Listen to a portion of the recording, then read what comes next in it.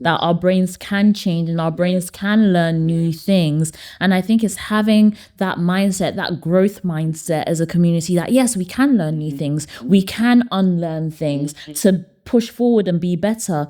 From the perspective of a child to a parent, I think it's a thing of having empathy and grace, right? So hearing this was so inspirational because it's a thing of a parent willing to learn, to be a student, and then to teach through practicing it at home. And even that story of your daughter running into your arms, that is, I think a lot of people hearing that's such a healing thing to hear. Hello, this is Margaret Taribo's podcast, and I want to say welcome once again. We've been having very, very, wonderful conversations on different topics, especially as it impacts on our lives, the past, present, and future. Now, today we're going to look at, want to be more positive and look at, it's not just about talking about the problems and the issues that we're faced with. They're there. We're not denying that. But we also want to look at what can we do? What are the solutions? How do we reach out? So today, once again, I want to welcome our guests and, as part of this series, Mr. Stephen Adewale and Dr. Pelumi Obasaju. Welcome once again. We want to say, yeah, you're welcome. It's been fun having you. Trust me, I've learned so much. But we also want to say, you know what? We're here today because we know that there are solutions. We don't have all the answers, but we can at least proffer some that we want. So let's start with our parents. Yeah. Stephen, as a father and as a parent. Yes. With all the things we've spoken about culture and issues like that, what do you think we can do? Well, I think it's a big issue as a parent, but I think acknowledging that, for me, for instance, using myself as an example, acknowledging that I can change, because that's been an issue. That if I make a decision to change, that there are different things out there to help me in that process. Because like I said in one of the podcasts in time past, is the fact that I looked at my situation with my daughters and I realized that I did not like how things were going. I'll give you an example. There was one day that I came home that I think I came home from work and I came into the house and just before I put the keys in the door, I heard my daughter run upstairs. And I felt, whoa, that is not good. That is not good. Which in essence, she knew I was coming in and she ran away. And I felt, no, that's not good. But at that point in time, I didn't know what to do. I actually didn't know what to do. But it hurt me that my daughter is running away from me. So, as I said in the time past, that my wife started implementing certain things that she learnt from where she'd been out amongst other new parents and with Sure Start and stuff like that. And she started applying these things. I'm like, what are you doing? But I think I had just come back from work in Canada at the time. I wasn't working. She said, Stephen, come and have a look at this thing. I like to talk. I like to interact with people. So she said, because you're a good talker, come and have a look at this. So I went down and it was a training for a parenting course, Caroline Penny. Yeah. And I found myself signing up for a 10-week parenting course. And I was the only guy amongst all, I think we started with about 14, 15 women. But I felt I could. And you didn't let that intimidate you? You know what? At the time on that easy like Sunday morning. I love that. So I stayed with it. I did all the course and I realized every step of the process of the course, every week that I went back, I learned something new about. I see. I can do. This is what it's doing. This is what I need to change. So that got me into seeing that there is a way if we're willing, there is Yes. a way. But we Yes. have to be hungry and desire Yes. and look for and talk to people like yourself, Margaret. Talk to people like yourself that are in this. Talk to me. And by the time I was done with this, and now, as I've said, I have run parenting courses up and down this country for almost 2 decades now. I've learnt a thing or two about parenting. Yeah. That I know that it has changed me.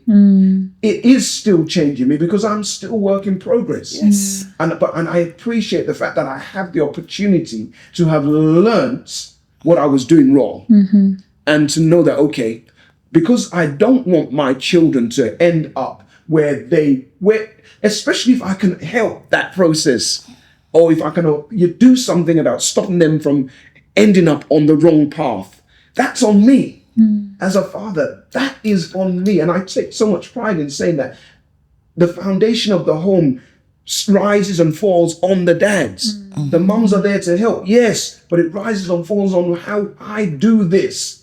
So I went through the process. I learned what I needed to learn. I am also a strong believer that if you teach something, you get better at it. Yes. So because I started teaching it, I started getting better at it. And that, and I'm so much more happier in that. One of the first days that made me realize I've gone around that corner was when my daughter was still in secondary school. This is the eldest one. I was in the living room. She said, "Dad, stand over there." And she ran and said, "Catch me." Oh. She said, "Catch me." And she ran into my arms and I caught her. And I thought, yeah, Wow. we're making progress. That is incredibly inspiring. That is inspiring. Incredibly inspiring. And I'm so glad that you shared that. But then we're going to come back to you. But one of the, I don't want to lose this, is like parenting. Sometimes people feel judged about attending parenting, but it's just about letting people know that it's about you building your confidence. Absolutely. I run a program called My Child and Me. It's a parenting program, but it looks at mental health through culture, and it's about just encouraging it. Because we're in a system whereby learning is ongoing, and if only you can, just like you said, humble yourself to want to learn. For me to be better myself and to be better for my child, I think it's quite incredible. Oh, that is wonderful sharing. I'm so happy about it. Melody, what do you have to say? Yeah, so even that whole thing of being willing to learn, we were having a conversation before on neuroplasticity, and that our brains can change and our brains can learn new things. And I think it's having that mindset, that growth mindset as a community, that yes, we can learn new things, we can unlearn things to push forward and be better. From the perspective of a child to a parent, I think it's a thing of having empathy and grace, right? So hearing this was so inspirational because it's a thing of a parent willing to learn, to be a student, and then to teach through practicing it at home. And even that story of your daughter running into your arms, that is, I think a lot of people hearing that's such a healing thing to hear. I think as children, we need to have empathy and grace. Empathy in terms of understanding, especially that our parents are learning. This is the first time. This is the first time they're doing things, and grace in the process in terms of also informing them of things that they may not understand. So, and being patient with us. And being patient. I think patience goes both ways, right? Yes. It goes both ways. The empathy, the grace, all of it goes both ways. It's the effort and the intentionality being put into it. Intentionality in any relationship, there needs to be a form of reciprocity. In anything that requires progress, there needs to be a form of reciprocity. And I think that's been a running theme through the conversations we've had across the podcast, that effort needs to be put in on both sides. Intentionality needs to be put in on both sides. It can't be weighed to one over the other. Right? We need to put in effort on both ends. Both ends. Fantastic. So that's parent to child, child to parents.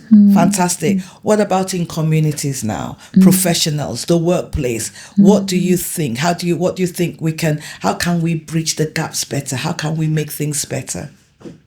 How do people come into the country and learn and want to learn, or not just the fact that I'm just coming here to make money, and then you forget that you've got a child somewhere, or you just like, it's about, sometimes I think we're coming from a poverty mentality whereby we're just trying to make money. But what do we do just to round up?